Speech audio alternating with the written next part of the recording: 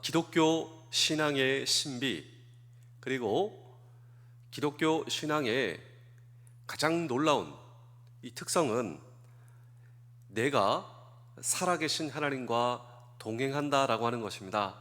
우리 사랑하는 성도 여러분, 이것이 저와 여러분들의 인생의 놀라운 신비입니다.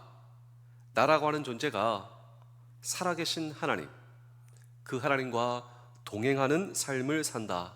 그렇다면 살아계신 하나님, 그 하나님과 어떻게 하면 동행하는 삶을 살 수 있는가라고 하는 질문을 오늘 우리는 이 성경 본문 속에 던지고, 그리고 이 질문에 대한 해답을 우리 신앙의 선배인 에녹을 통해 찾고자 하는 것입니다. 그는 300년 동안 살아계신 하나님과 동행하는 삶을 살 수가 있었습니다. 그런데 성경은 그것이 그의 믿음 때문이었다. 왜 이것이 중요하냐면 에녹의 하나님이 오늘 저와 여러분들의 동일하신 하나님이십니다. 우리가 이 신앙의 선배 에녹의 믿음의 정체를 우리가 성경을 통해 보고자 하는 것입니다. 그래서 남은 평생 살아계신 하나님과 동행하는 저와 여러분들의 남은 삶이 되기 위해서 살아계신 하나님과 동행하는 삶, 그 삶이 어떻게 가능할 수 있는가라고 하는 질문을 오늘 우리는 이 성경 본문 속에 던지고 한번 생각해 보실까요? 하나님과 동행하는 저와 여러분들의 남은 평생, 하나님과 동행하는 우리의 가정, 하나님과 동행하는 우리의 삶의 터전을 한번 생각해 보시겠습니까? 여러분, 하나님께서 인도해 주시고 하나님께서 도와주시는 저와 여러분들의 남은 평생, 어떻게 이것이 가능할 수 있는가라고 하는 질문을 오늘 우리는 이 성경 본문 속에 던지고 함께 주의 음성을 들을 때 우리 창세기 5장 22절을 함께 읽어보겠습니다. 우리 오늘 본문은 히브리서이지만 오늘 이 본문의 주인공 에녹에 대한 오리지널 텍스트는 창세기 5장 22절입니다. 한번 이 5장 22절을 한번 잘 들어보십시오. 무드셀라를 낳은 후 300년을 하나님과 동행하며 자녀들을 낳았으며, 여기 보시면 에녹, 이 에녹이 하나님과 동행하는 이 삶을 살 수 있었던 이유에 대해서 성경은 아주 명확한 단서를 주고 있습니다. 이것이 이 에녹이라고 하는 이 신앙의 선배의 하나님과 동행이라고 하는 결정적 터닝 포인트가 될 수 있었다라고 하는 것입니다. 제가 우리 교회 성도님들을 이렇게 보면 그가 이 신앙생활을 할 수 있었던 결정적 터닝 포인트에 저는 많은 관심을 가집니다. 어떤 분들은 자녀 때문에, 자녀가 먼저 교회 나가기 시작한 거예요. 우리 교회 나오기 시작한 거예요. 그리고 그 이어 부모님들이 우리의 교회에 나오기 시작한 것입니다. 자, 자녀들이 그들의 인생의 결정적 터닝 포인트가 된 것이죠. 또 어떤 분들은 부모님을 잘 만나서, 저도 마찬가지입니다. 모태신앙으로 부모님이 제 신앙의 결정적 터닝 포인트가 되었고 또 이런 분들이 있습니다. 어떤 분들이 있다면 한 집사님은 우연한 기회에 우리 교회에 오게 되었는데 우리 권사님 집사님들이 따뜻한 사랑으로 맞아주셔서 내가 계속 여기에 나와야 되는 거구나, 이렇게 해서 신앙이 점점 자라가고 성숙해지는 분들도 있습니다. 이것이 결정적 터닝 포인트가 된 거예요. 이 따뜻한 사랑과 관심이 그의 인생의 결정적 터닝 포인트. 여러분은 어떠십니까? 또 이 군이라고 하는 곳에 와서 내가 이 신앙을 접하게 된 결정적 터닝 포인트가 되었다. 에녹이라고 하는 사람은 하나님과 동행하는 삶을 살 수 있었던 결정적 터닝 포인트가 있었습니다. 그 터닝 포인트가 뭔지 한번 잘 들어보십시오. 우리 창세기 5장 22절입니다. 무드셀라를 낳은 후 300년을 하나님과 동행하며 자녀들을 낳았으며. 여러분 이제 아시겠죠? 무드셀라를 낳은 후, 그의 아들을 출생한 후 하나님과 동행하였다. 다시 말하면 아들의 출생이 그가 하나님과 동행할 수 있었던 결정적 계기가 되었다. 그래서 성경학자들은 이 에녹의 아들의 이름의 뜻을 주목합니다. 에녹의 아들의 이름은 무드셀라. 이 무드셀라의 이름의 뜻이 두 개가 있는데 연관이 돼요. 한번 생각해 보실까요? 이 무드셀라의 이름의 뜻이 무엇일까요? 첫 번째로 창 던지는 자 이름입니다. 창 던지는 자. 고대에는 이 두 개의 부족이 전쟁을 합니다. 제일 선봉에 누가 서느냐? 창 던지는 자가 서요. 그래서 서로를 향해서 창을 던짐에 의해서 이 전쟁이 시작되죠. 그런데 창 던지는 자는 중요합니다. 왜냐하면 전쟁의 선봉이기 때문에 이 사람이 쓰러지거나 죽으면 전쟁에서 지는 거예요. 다시 말하면 이 무드셀라, 그 아버지 에녹의 하나님과의 동행 결정적 단서가 되었던 이 아들의 출생, 내 아들이 죽으면 심판이 온다. 이것이 두 번째 뜻입니다. 연관이 되죠. 창 던지는 자, 첫 번째로. 그리고 그가 죽으면 심판이 온다라고 하는 두 번째 뜻이 있습니다. 서로 연관이 됩니다. 그래서 성경학자들은 이러한 추정을 하는 것이죠.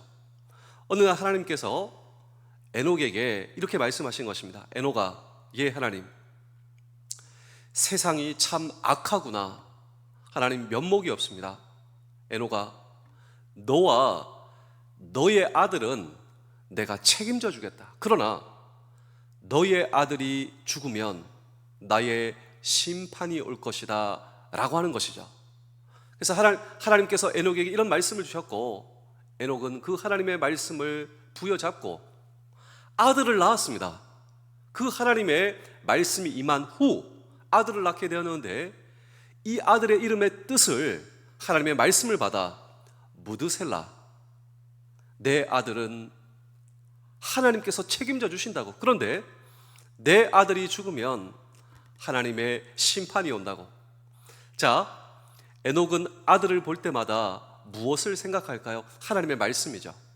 우리의 가정을 지키신 하나님. 그러나 하나님의 심판, 내 아들이 죽으면 하나님의 심판이 온다. 늘 하나님의 말씀과 하나님의 심판 앞에 설 수밖에 없었던 에녹이라고 하는 사람. 그런데 이것이 하나님과 동행하는 그의 인생의 결정적 터닝 포인트가 되었다라고 하는 것입니다. 그런데 사실 이것이 오늘 저와 여러분들의 삶이 될 수 있다라고 하는 사실을 저와 여러분 알고 계신가요? 자, 이것이 무슨 말이냐면요, 사람들이 왜 막 살까요? 왜 사람들이 죄악과 그리고 중독과 그리고 이 세상의 물결에 휩쓸려 왜 사람들이 막 살까? 자, 하나님의 심판을 믿지 않기 때문이라고 저는 생각합니다.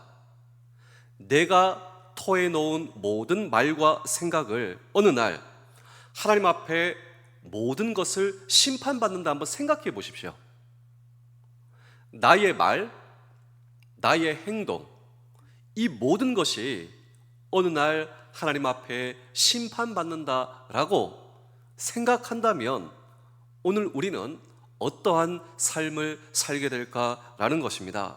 이것을 참으로 믿는다면 우리가 어떻게 막 살 수 있을까요? 물론 구원받은 사람은 정죄와 멸망의 심판은 없습니다.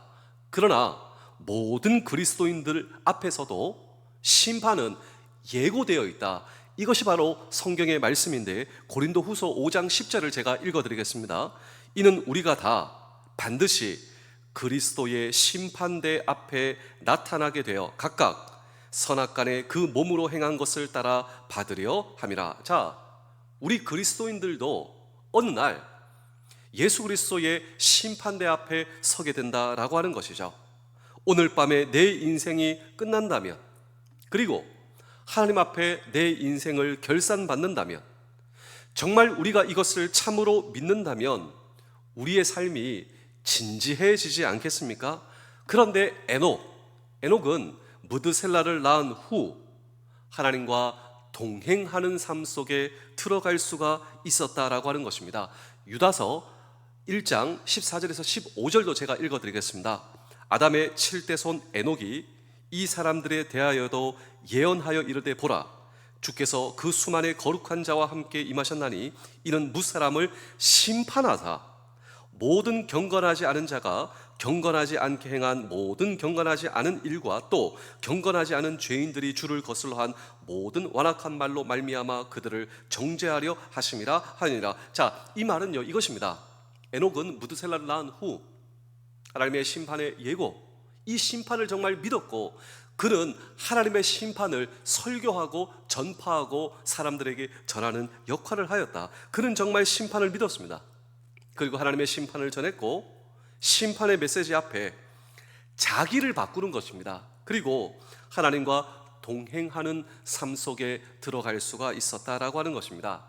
하나님의 심판이라고 하는 명제가 그의 삶을 진지하게 만들었다라고 하는 것이죠. 그리고 에녹은 하나님과 동행하는 삶 속에 들어갈 수가 있었다라고 하는 것입니다. 하나님의 심판 앞에 부끄럽지 않는 삶을 살기로 소망할 수가 있었다라고 하는 것입니다. 제가 마지막으로 한 편의 이야기를 들려드리고 오늘 설교를 마치겠습니다. 그렇다면 우리는 이러한 질문이 나오는 것이죠. 하나님께서 에녹 그리고 그의 아들 무드셀라 여기까지 내가 책임져 주겠다. 그러나 무드셀라가 죽은 후 하나님의 심판이 올 것이다. 이 심판이 정말 왔을까요? 이 질문을 마지막으로 던지고 오늘 설교를 마치겠습니다. 여러분, 제가 퀴즈를 내겠습니다. 에녹의 아들 무드셀라, 이 무드셀라는 타이틀을, 성경의 타이틀을 가지고 있는데 제일 오래 살았습니다. 몇 살까지 살았을까요? 성경 퀴즈입니다. 이 난이도는 중입니다. 어렵지도 않고 쉽지도 않은 이 성경에 가장 오래 산 사람 무드셀라, 에녹의 아들 몇 살까지 살았습니까? 969 정말 오래 살았죠. 그런데 우리는 무드셀라를 그냥 단순히 오래 살았다 여기서 끝나면 안 됩니다. 그의 가장 오래 삶의 그 의미는 무엇인가? 자, 성경에 보시면 이 무드셀라가 아들 라멕을 낳았는데 창세기 5장 25절을 보시면 187세에 무드셀라가 그의 아들 라멕을 낳았습니다. 187세. 그리고 이 라멕은 또 그의 아들 노아를 182세에 낳았습니다. 자, 정리해 보겠습니다. 무드셀라는 187세에 그의 아들 라멕을 낳았고 라멕은 그의 아들 노아를 182세. 자, 그러면 노아의 할아버지 무드셀라는 노아가 출생했을 때 몇 살이었을까요? 187 더하기 182. 다시 말하면 369가 되는 것이죠. 369세 그의 손자 노아를 낳았다. 그런데 노아가, 자, 우리 창세기 7장 11절을 제가 읽어드리겠습니다. 노아가 600세 되던 해 둘째 달 곧 그 달 11의 날이다. 그날에 큰 기품의 샘들이 터지며. 우리가 노아의 홍수 심판 잘 알고 계시죠? 하나님께서 노아, 그런데 이 노아가 생존해 있을 때 여전히 무드셀라도, 할아버지 무드셀라도 살아 있었습니다. 그런데 노아가 600세 되던 해 홍수 심판이 왔죠. 근데 노아가 600세 되던 해 무드셀라는 몇 살이었겠습니까? 놀랍지 않습니까? 600세 되던 해 그의 할아버지는 969, 노아가 태어났을 때 할아버지의 나이는 369였습니다. 369 더하기 600, 노아가 600세 되던 해 노아 홍수 사건이 터지게 된 것이죠. 그런데 이 노아 홍수 사건은 그냥 어느 날 터진 것이 아니라 하나님의 말씀, 에녹아 세상이 참 악하지, 내가 네 아들까지는 책임져 주겠다. 그런데 네 아들이 죽으면 심판이 온다고. 에녹은 정말 하나님의 심판을 믿었습니다. 그리고 그 심판을 전했습니다. 그리고 그 심판 앞에 하나님, 언젠가 하나님의 심판 앞에 우리의 모든 것이 결산받는다고. 나의 말과 나의 행동과. 이것이 그의 인생에 하나님과 동행하는 결정적 계기가 될 수 있었다. 그러고 보면 이 무드셀라가 오래 살 수 있었다라고 하는 것은 단순히 오래 살았다가 아니라 하나님의 인내, 기다리고 또 기다려주시는 하나님, 이 세상 사람들이 돌이키기를 원하시는, 죄악에서 떠나시기를, 이 하나님의 인내를 우리는 에녹과 무드셀라와 그리고 무드셀라의 생존의 나이를 통하여 오늘 저와 여러분 바라보실 수가 있어야 한다라고 하는 것입니다. 그렇다면 사랑하는 성도 여러분, 장병 여러분, 군가족 여러분, 오늘도 인내하시는 하나님입니다. 그 하나님 앞에 나를 기다려주신 하나님, 모든 것을 참아주시는 사랑과 긍휼의 하나님. 우리 부모님이 그렇지 않습니까? 우리가 정말 많은 실수를 해도 기다려주시고 또 기다려주시는, 여러분도 부모로서 자녀를 믿어주고 신뢰하고 기다려주시는 우리 하나님, 그 하나님 앞에, 그리스도의 심판대 앞에 내가 서게 된다. 오늘도 나는 하나님 앞에 동행해야 한다고.